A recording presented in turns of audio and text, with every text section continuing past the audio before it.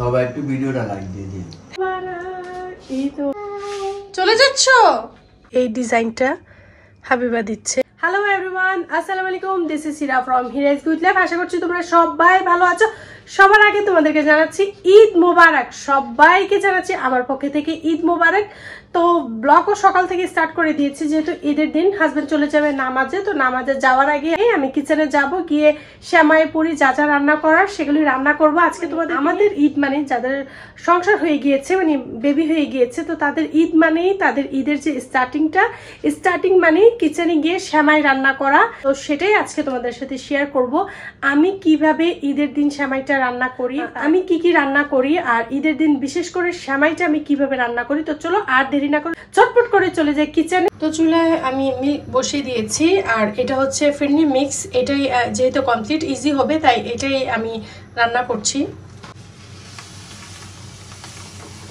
ফিরনি মিক্সের টেস্ট বাড়ানোর জন্য এই milk powder, fresh milk powder আমি অ্যাড করে দিচ্ছি। প্রায় এক কাপ নিয়েছি, নিয়ে পানি দিয়ে গুলিয়ে নিয়েছি।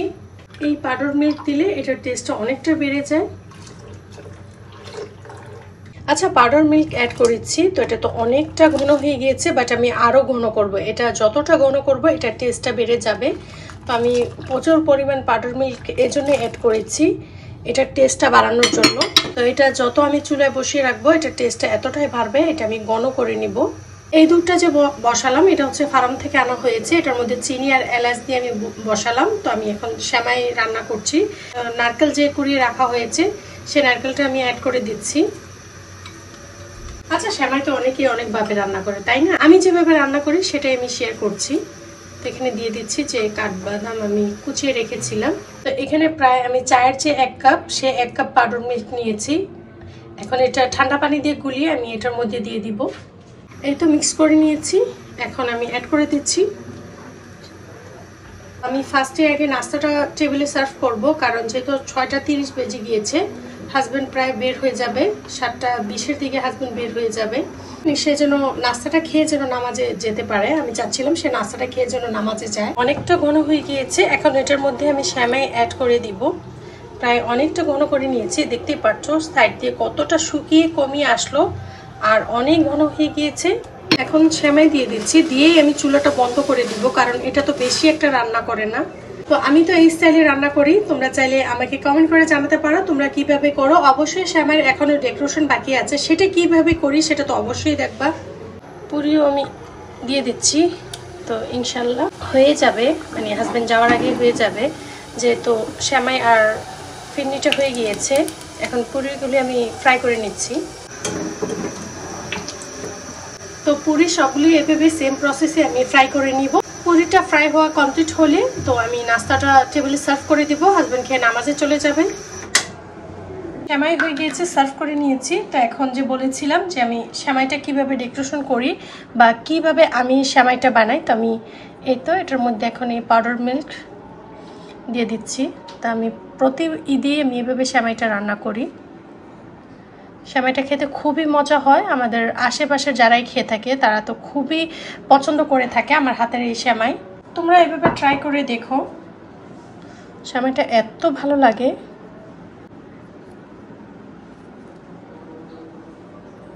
ফার্স্টে রান্না করেছিলাম, ঠান্ডা হওয়ার জন্য রেখেছি, ঠান্ডা হয়ে গিয়েছে। এখন আমি আরও বাদাম অ্যাড করে দিচ্ছি।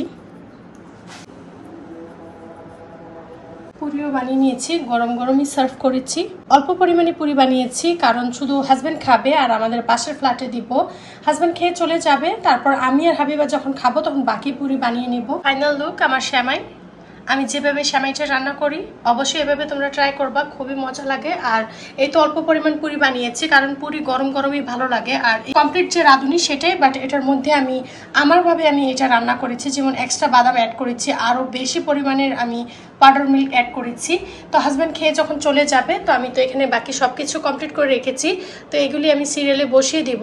চুলায় মাংস বসিয়ে দিলাম, তো মাংস হতে থাকুক। আর এখানে আমি হাজব্যান্ডকে আমি এখন সার্ভ করে দিব, সে খেয়ে চলে যাবে নামাজে।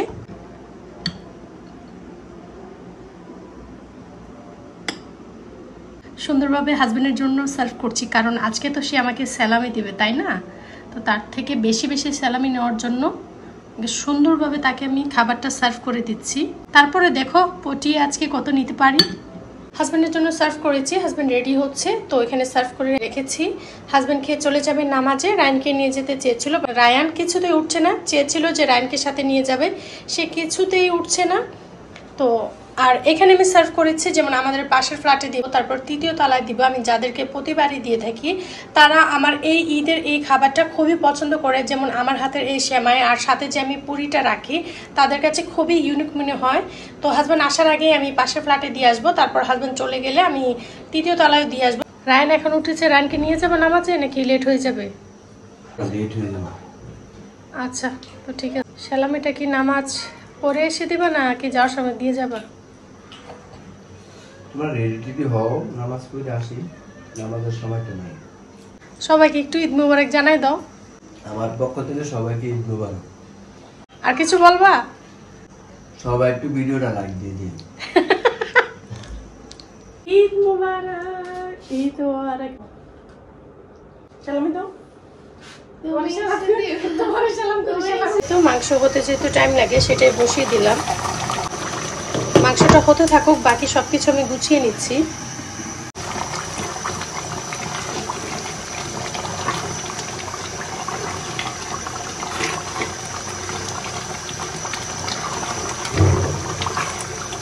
এখনো যেহেতু টাইম আছে, চুলাটা কমিয়ে দিলাম, হতে থাকুক, আমি অন্য কাজ করে নিচ্ছি। সবাই গায়ে দিয়ে দাও, আসসালামু আলাইকুম দিয়ে দাও, কিসি দিয়ে দাও, হট। চলে যাচ্ছ? চলে যাচ্ছ দাদুর কাছে? চলে যাচ্ছ? চলে যাচ্ছ? আসো, যাওয়া লাগবে না, চলে আসো। আসো। কোথায় যাবা? কোথায় যাবা? কোথায় যাবা? আসো। Okay bye, okay bye. বাবাকে লাভ ইউ তো, লাভ ইউ তো। কিসি দাও, কিসি দাও, কিসি দাও। Okay bye, bye. সালাম দিও। আসসালামু আলাইকুম, বাই জান। ওকে বাই, বাই বাই দাও মামাকে, বাই। ওকে যাও। রায়নের জন্য করছিলাম, রায়ন মুখেও দেয়নি। কালকেও তোরা কোন রেস্টুরেন্টে যাবে ডিসাইড করছো? কোনটা?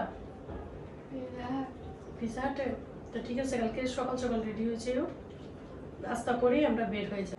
পেঁয়াজ তো মুরগিটা ট্রাই করে নি, এটা অনেক টেস্ট হয়েছে। এখন দিচ্ছ এটা ঠিক আছে না? রিল্যাক্সে দিতে পারছো। রায়ন থাকলে তো দিলে সে দিতেই দিত না, এক হাতেরটা সে তো নষ্টই করে ফেলে। এই হচ্ছে হাবিবা, হাবিবার হাতে মেহেন্দি দিচ্ছে। তো তোমরা প্লিজ কমেন্ট করে জানাবা হাবিবার মেহেন্দি দেওয়াটা কেমন হচ্ছে। মাশাল্লাহ, হাবিবা খুব সুন্দর করে মেহেন্দি দিতে পারে। বেচারি কাল থেকে চেষ্টা করছে দেওয়ার জন্য, রায়নের জন্য পারছে না। তো এখন রায়ন যেহেতু গ্রামে গিয়েছে তার দাদির সাথে দেখা করার জন্য, তো এখন হাবিবা রিল্যাক্সে দিতে পারছে। রায়ন এতক্ষণ হলে নষ্টই করে ফেলতো। আমি দেখাই হাবিবা কোনটা দিচ্ছে। হাবিবা হচ্ছে এই ডিজাইনটা হাবিবা দিচ্ছে। রায়ন যাওয়ার পর তো এতটা খারাপ লাগছে, মানে অনেকটাই খারাপ লাগছে। ফার্স্ট টাইম রায়ন আমাকে রেখে গিয়েছে। তো অ্যাকচুয়ালি যাওয়ার কোনো কথা ছিল না, বাট হঠাৎ করে রায়নের দাদু ফোনে এত কান্নাকাটি শুরু হয়ে গিয়েছে যে রায়নকে দেখবেই। তো রায়নের বাবা ডিসাইড করেছে যে রায়নকে নিয়ে যাবে। আমিও ভাবলাম যে এটা ঠিক না, যেহেতু রায়নের দাদি এতটাই কান্নাকাটি করছে রায়নের জন্য। তো রায়নকে নিয়ে গিয়েছে। রায়ন তো ছোট মানুষ, সে তো আর বুঝে না যে আজকে তার আমাকে ছাড়াই থাকতে হবে। যদি বেশি কান্নাকাটি করে তো আমার হাজবেন্ড নিয়ে চলে আসবে। হঠাৎ করে এত জোর চলে আসলো, মানে আমি কথা বলতে আমার ভালো লাগছে না। তোমরা হয়তো আমার ফেস দেখে হয়তো বুঝতে পারবা, মানে আমার ফেস পুরোটা ফুলে গিয়েছে, এত ঠান্ডা লেগেছে, আমি কথাও বলতে পারছি না। যখন হাজবেন্ড আর রায়ন ছিল তখন সামথিং ছিল, সে মেডিসিন এনে আমাকে দিয়ে গিয়েছে, আমি খেয়েছি। বাট তারা যাওয়ার পরে পুরো শরীর ব্যথা করছে। আমি মনে হচ্ছে যে মানে এই যে ক্যামেরা ধরে কথা বলছি সেটাও আমি বলতে পারছি না। এই আজকের ঈদের এই ব্লগটা আমি কবে আপলোড দিব আমি নিজেও জানি না। তো হাজবেন্ড চলে গিয়েছে। হাবিবার আমার প্ল্যান ছিল যে আমরা কালকে উত্তরা যাব, কোথাও রেস্টুরেন্টে খেতে যাব, সেটাও যাইতে পারি কিনা জানি না। তারপর বিকালে আমরা একটু ফুচকা টুচকা খাওয়ার জন্য বের হব, তো সেটাও জানি না বের হতে পারবো কিনা, কারণ এখন প্রায় 5টা বেজে গিয়েছে। তো আমার কাছে মোটেও ভালো লাগছে না। ট্রাই করবো হাবিবাকে নিয়ে বের হওয়ার। তো মেডিসিন নিয়েছি, আবারও নিব, খাওয়ার পরে দেখবো কি অবস্থা। হাজবেন্ড বলছে যে চলে আসি, যেহেতু তুমি অনেকটা অসুস্থ হয়ে গিয়েছো। পরে আমি বললাম না, শাশুড়ি যেহেতু কান্না করছে, রায়নের দাদি যেহেতু রায়নের জন্য কান্না করছে, আওয়াটা ঠিক হবে না, যেহেতু গিয়েছো তো তুমি থাকো রায়নকে নিয়ে, পরের দিনই রওনা দিয়ে চলে আসো। তো রায়ান তার দাদির বাড়ি যাবে, তার দাদির বাড়ি থেকে রায়ন তার নানুর বাড়িতে যাবে, সবার সাথে দেখা করবে, দেখা টেকা করে আসবে। সকালে যখন ব্লগ স্টার্ট করেছি, কিচেনে গিয়ে রান্না টান্না করেছি, তখন এতটা খারাপ লাগে নাই, মোটামুটি ভালোই ছিলাম। তো হঠাৎ করে হয়তো হতে পারে গরম থেকে, গরমে যেহেতু এত কিছু রান্না করেছি, তো আমার টার্গেট ছিল যে হাজব্যান্ড আর আইন যেহেতু চলে যাবে, আমি সব কিছুই রান্না করি, রান্না করে তাদের সামনে রাখি, তারা যেন খেয়ে যেতে পারে। তো যেভাবে হোক রান্নাটা আমি কমপ্লিট করেছি। তো তারা তো বেশি কিছু খায় না, তারা চলে গিয়েছে। আর রায়ন যাওয়াতে আমার কাছেও বেশি একটা ভালো লাগে না, আমি আর হাবিবা অল্প একটুই খেয়েছি। তারপর তার কিছুই ভালো লাগছে না, ভিডিওর তেমন কন্টিনিউ করিনি। তো হাবিবা যেহেতু রায়নের জন্য মেহেদি দিতে পারি না, হাবিবা মেহেদি দিয়েছে। তো আমাকে খুবই রিকোয়েস্ট করছে, বারবার বলছে যে আসো আসো তোমাকে দিয়ে দিই। তো আমি বলছি না, আমি উঠে বসতে পারবো না, আমি মেহেদি দিব কি। তো বলে তুমি শুয়ে থাকো, আমি দিয়ে দেই। তো আমি বললাম না, এখন যেহেতু ভালো লাগছে না, এখন দিব না, নেক্সট টাইম যদি কোথাও যাই বা সুস্থ তখন দিব।